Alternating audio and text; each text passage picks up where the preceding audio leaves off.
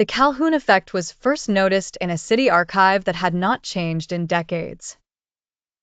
Mara, a careful records clerk, found that files about the same family kept appearing in different drawers, as if someone had tried to hide them and then changed their mind. Every version of the file told a slightly different story, but all of them ended with the same name, Calhoun. At first, Mara assumed it was a cataloging error.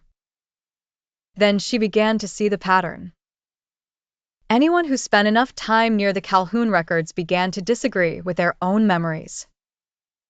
One guard insisted the archive basement had always been sealed. A retired librarian swore she had once spent a winter there. A boy delivering envelopes remembered a staircase that no one else could find. Mara asked Elias Calhoun, the last living member of the family, to meet her in the reading room.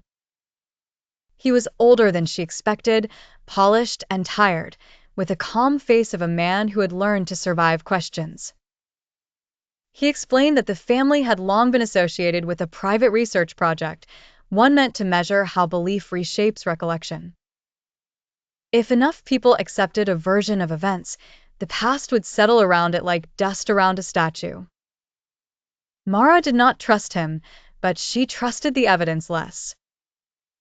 She checked the oldest ledger and found notes written in 3 inks, each one correcting the previous line. The final note said only this: if the observer doubts loudly enough, the effect weakens. That night, Mara returned alone. She spoke to the empty archive shelves, naming every inconsistency she could prove. She described the missing staircase, the broken lock, the duplicate file, the false dates. As she spoke, the air in the room seemed to tighten. Labels on boxes began to peel away.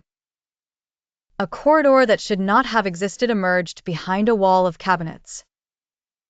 At the end of it, she found a locked room containing the original Calhoun documents and a small machine built to record testimony, not truth. Elias was waiting inside, though she had not seen him follow. He admitted the family had not invented the effect, they had only discovered that institutions could be trained to remember what was useful rather than what was real. The machine had been used for years, then hidden when the consequences became impossible to control. The records had begun to fight back, multiplying contradictions until the archive itself became unstable. Mara asked why he had kept the files. Because once a lie is organized, he said, it starts asking to be believed.